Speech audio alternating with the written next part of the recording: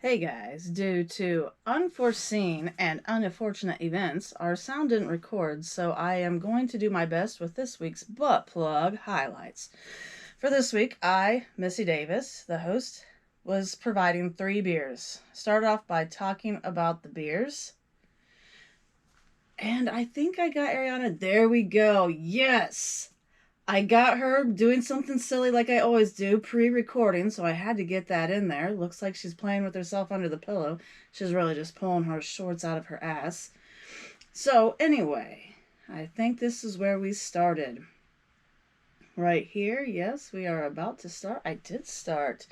So, I was talking about the 3 beers, and, we just kind of had a little bit of a start. Ron was screwing around with his end on sound, trying to figure out a spare sound for the podcast. And let's see. So I go to start talking about these beers, and I'm going to start pouring the first one. What the hell is this? Ariana forgot the glasses. Party foul by Ariana, but a nice save. Immediately went and got them, and she brought them right in. She had them out and ready, just not right in front of us. Apparently, I thought that was hilarious. She's always forgetting something, but you know what? That's what makes Ariana Ariana, and it's great. So, our first beer on deck is by Saunders Brewing in Mason, Ohio. We drank the Aletta, I'm not quite sure how to pronounce it, but it's a ginger lime gose. I usually like goses. They're kind of like a sour. I don't know. I don't know exactly what a gose is, but I found this one was best super ice cold. Now you can definitely taste the lime, and it has a bit of a salty taste. That's actually what the can says. It mentions salinity. I really didn't care for the fact that it had a salty taste. Ariana liked that beer, thought it was pretty good. Ron and I both said it was decent. Overall, it's an okay beer that is light, crisp, and refreshing. Like a good beer for quenching your thirst while outside in the heat mowing the lawn. So as the story starts to unfold, I had to start off by talking about the 2 weird dreams I had. I won't drag it out into too much detail, but the first dream, I was folding my laundry at a friend's house for some reason, and Joe Biden was there trying to help me fold it, but it was really crazy because he was super silent, didn't say a word, but every time he kept like sneaking his hands into my basket, he was pulling out my bra and underwear, and he was doing nothing more than just sniffing them. I don't know why I had this dream, but it ended up me punching him in the face super hard, making a super big gash, and then it looked like he was wearing a mask. I don't know, really weird. The next dream, I was rushing around at my house, getting ready to take Jacob to his first day of school. Mind you, he's almost 16. I don't know why I was like rushing around to take him to his first day of school, but in that particular dream, I had to go to the bathroom, and I was like, I know, I'm going to save time by pooping through my pants. Didn't work as expected, and no, I didn't poop the bed. Let's see. So, I'm not sure about what a lot of this was, so I like fast forwarded through a good bit of some of it. Let's see. Nope, didn't get to our next beer yet. I think we will pretty soon here. I was smelling the beer there, I do know that. It does smell really limey too. It's I don't know, if it didn't have that salty taste, it would be so much better.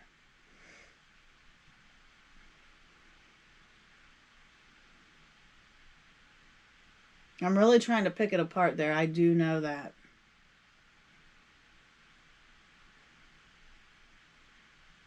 Okay, now this is where we fast forwarded. So, I was Oh yes, I was gonna get to our next year, but then our next beer. But before that, I was watching very closely when I noticed Ariana mentioning getting sunburned. She was touching her head like this. She said she got sunburn in her part. This quickly turned into we called it getting sunburn on the crack. Then I mentioned how I saw this one video or article about the health benefits. Health benefits. There's supposed to be health benefits to sunning your butthole. Never tried it. But I did, however, try to talk Ron into doing this and even did a quick tutorial on how to do it. Let's see, it's coming. It's coming. I did a tutorial on how he could accomplish this. Where is it?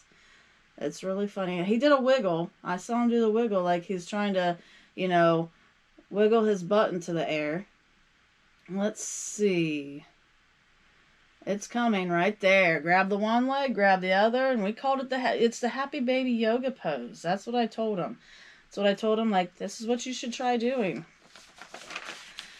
Alrighty, now more of this. I couldn't quite decipher what exactly was said for a good while, so I fast forwarded through all of that. But let's go to the next spear, this time for real.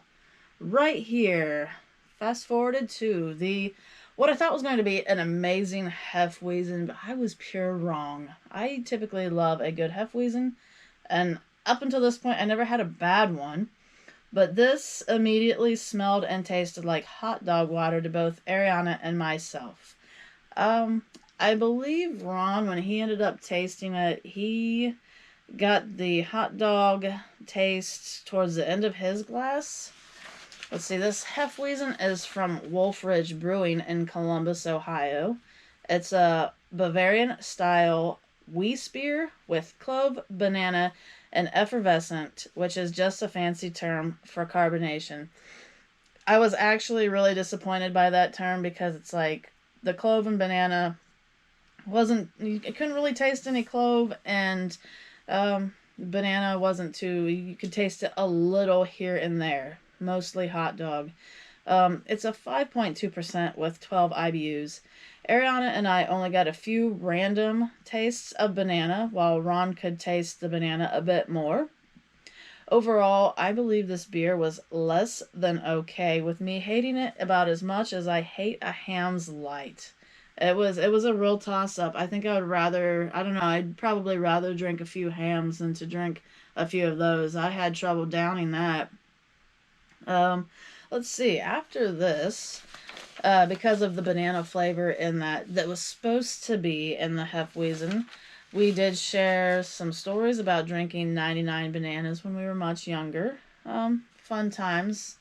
Ron shared about roaming around the Oregon district, drinking a lot of 99 bananas. I shared a story about me going to Ariana's super drunk and, well, had a ride there, and they had to drag me upstairs so I wouldn't give myself away from being completely plastered. Let's see. So all of that after that was a blur. So I went right to the next beer, which I chose purely by the can, and it's a favorite beer brand of mine by Platform Beer. It's out of Cleveland, Ohio. See, now this beer in particular was a heavy debate for this particular beer because it was one of their Martian canned beers. Now, I had one of their it was the blue raspberry Martian beer. And for that particular beer, it's a slushy style sour. And I thought it was going to be really good. I normally like sours, but this one was bad enough that I even refused to try the red Martian beer when I saw that. But this one right here that I picked out, it was awesome. I picked it out because of the can. I'm getting ready to pour it out. Or I'm getting ready to pull it out, however. Let's see. We're smelling it and drinking it. It smelled like vomit. I will tell you that. But it tasted actually pretty damn good. I would drink it again. Let's see. Drinking it. Still sipping it. It does not taste like vomit. It's, let's see. Well, it's another slushy style sour with flavors of watermelon, pineapple, and cherry. Although, I did not like that blue raspberry. This one, the flavor combination sounded fairly promising. I am pulling it out right there. This is the can. Ta-da! It is the Pride can. I liked the cut, like just how swirly the rainbow was, and it's Pride Month, so I said, why the hell not? You know, I was going to be sharing it with my friends, and at best, if I didn't like it as much as I didn't like the blue raspberry slushy, I only had to drink a third of it. I didn't even have to drink the whole thing. So I really liked that can. Let's see. As soon as I opened that can, oh yes, so I went through that. It smelled exactly like vomit. It just was, I don't know, it had the weirdest smell. There's that can. I absolutely love it. That looks like a character out of Futurama. It looks like, so I don't think it looks exactly like Futurama, but it just reminds me of something you would see on Futurama. But anyway, so this beer, let's see. The smell wasn't very good at first, but as soon as you started drinking it for a little bit, it was a lot better. See, Ariana and Ron didn't think it was too bad, but I would definitely drink it again. Let's see. So what else? For this last bit, obviously I couldn't figure out what we're talking about until we did this like right here. I was tracing my leg. We were talking about my leg. I did have a hole in my pants. And so I was pointing on like, hey, you know, if it comes out, and then I did a really weird thing where I traced my thigh. Let's see, did I already do that? Or am I getting ready to? Nope, checking my phone and Googling something. Nope. Well, anyway, when I traced my thigh with my hand, I remembered what I was doing. And to remember why I was doing it, we ended up realizing that it was because for some reason we got on the topic of Ron and myself talking to random people at red lights and with our windows down. So I had this one lady rush away because apparently I annoyed her. And then at one point, this evolved into me talking to me wearing a strap-on and pulling it out while like a penis while we're driving down the road. I've never done that, but we were talking about that I should do that. And then we were talking about me walking around with it and having a huge bulge in my pants in public, and that's why I was tracing my thigh the way I did. And then, like, shortly after this, Ron mentioned his 90-year-old neighbor having her birthday party with her 15 grandchildren. Oh, I lost it. I think, is that where I'm losing it? I did. So we're talking about her 15 grandchildren at her house, and Ron said something about one of the kids telling that kid he had a turtle. And this twisted into Ron being in a white windowless van saying, come here, little kids, I have turtles.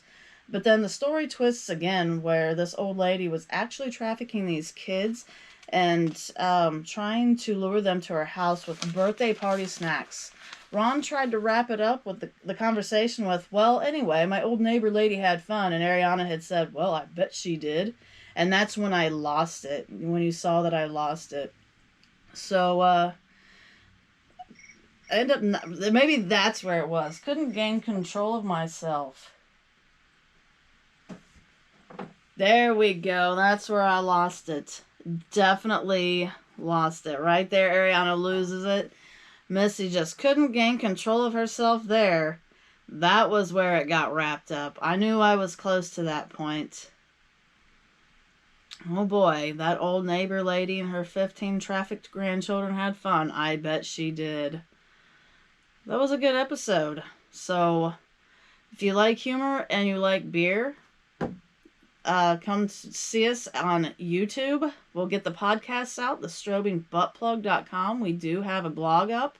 And we're on Facebook, TikTok, and Instagram as well. All at the Strobing Butt Plug. Thank you for watching. Enjoy. She's pointing.